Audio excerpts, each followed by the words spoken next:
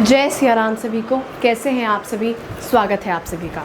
अक्सर लोग हमसे ये सवाल पूछते हैं कि आखिर भगवान मिलते किसको हैं, भगवान किनकी मनोकामनाएं तुरंत पूर्ण करते हैं, भगवान किसको दिखते हैं, कौन सा ऐसा व्यक्ति है, कौन सा ऐसा हम भाव भगवान के प्रति पैदा करें जो भगवान हमारी हर चीज़ों को सुन लें। तो देखिए, भगवान का मिल जाना, भगवान का दिख जाना, भगवान का एहसास हो जाना, इसका अर्थ ये नहीं है कि भगवान आपके घर चल कर आएंगे स्वयं। इसका अर्थ ये है कि जिसको भगवान मिल जाते हैं वो दिन भर प्रसन्न रहते हैं, वो हमेशा प्रसन्नचित्त रहते हैं।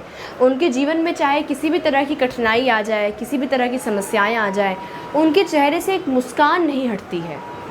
तो भगवान का मिल जाने का यही अर्थ है कि आप दिन भर खुश रहेंगे, है ना। किसी कठिन परिस्थिति में भी आप विचलित नहीं होंगे, परेशान नहीं होंगे। तो यही होता है भगवान का मिल जाना। अब मान लीजिए, चलिए आपको भगवान मिल भी गए तो वो आपके घर आएंगे, आप कहेंगे वाह मेरे भाग खुल गए, भगवान मेरे घर आ गए। अब भगवान कहेंगे ठीक है खाना लगा दो। अब आपने भगवान के लिए खाना लगाया कि लीजिए भगवान बैठिए, आइए सोइए। फिर भगवान कहेंगे शाम को कि चलो थोड़ी भजिया बना दो, तो आप कहेंगे हाँ भगवान भजिया बना रहे हैं, लो बन गई भजिया, खा लीजिए। अब ऐसे करते धरते 3-4 दिन बीत जाएंगे। फिर मानव का जो स्वभाव है वो बाहर निकलना शुरू हो जाएगा। हमारा जो स्वभाव होता है, जो मानव स्वभाव होता है, वो यही होता है कि हम स्वार्थी हैं, हम सेल्फिश हैं। हमें हर जगह सिर्फ अपना ही फ़ायदा दिखता है कि अगर हमारा यहाँ पे फ़ायदा है तो हम भगवान की पूजा करेंगे, वरना नहीं करेंगे।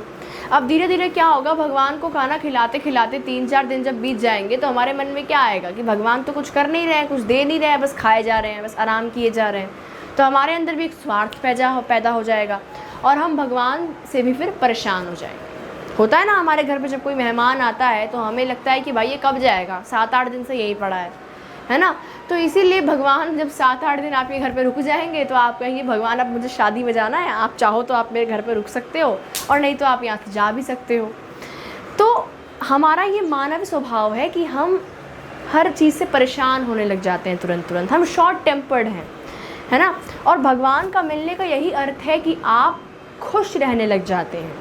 ठीक है, भगवान आपके घर कोई अब एकदम साक्षात नहीं आएंगे, भगवान आपको साक्षात नहीं दिखेंगे, आप घबरा जाएंगे। उसके लिए भगवान आपको बस एहसास कराते हैं और आपको खुश रखते हैं।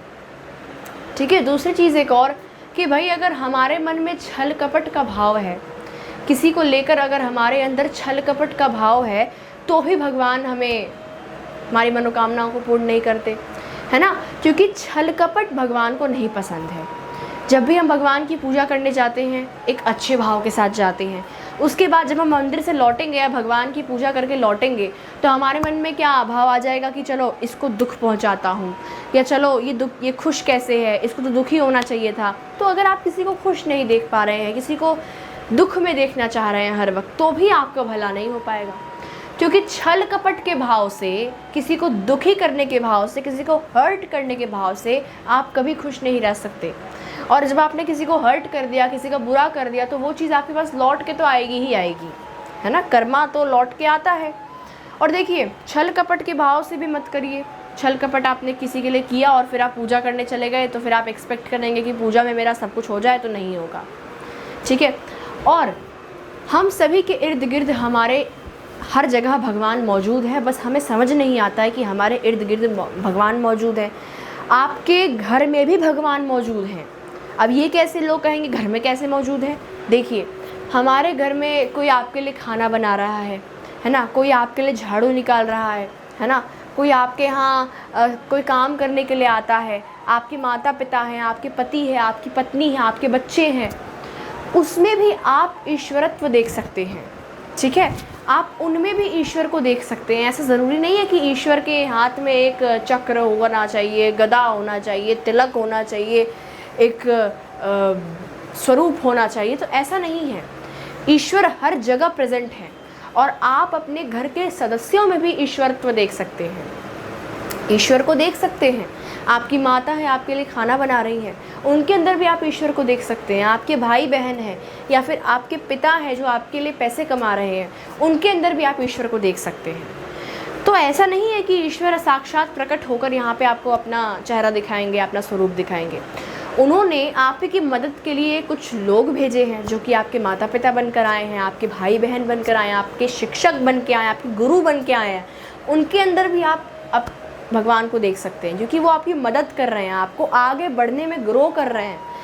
तो वही तो ईश्वर है ना, जो आपको आगे बढ़ने में मदद कर रहे हो, जो आपको ग्रो करने में हेल्प कर रहे हो, जो आपको सफलता की सीढ़ियों पर चढ़ते हुए देखना चाहते हो, वही ईश्वर है, वही भगवान है, वही देवता है। तो ऐसा नहीं है, इस संसार में सभी के घर पर भगवान मौजूद है, बस हमें समझ नहीं आता कि भगवान है। जो हर इंसान में ईश्वर को देखते हैं, अपने घर के सदस्यों में ईश्वर को देखते हैं, अपने शिक्षक में ईश्वर को देखिए। तो ईश्वर तो हर जगह मौजूद है, आपको दिन रात आपको ईश्वर की कृपा मिल रही है, बस हम समझ नहीं पा रहे हैं। ठीक है, तो यही ईश्वर की कृपा है, इसे समझिए, भगवान की लीला को समझिए और भगवान पर विश्वास रखिए। ठीक है, ऐसी इन्फॉर्मेटिव वीडियोस के लिए सब्सक्राइब ज़रूर करिए। और हाँ, हम 1 लाख सब्सक्राइबर्स के बहुत करीब हैं, तो सब्सक्राइब करना बिल्कुल भी मत भूलिए।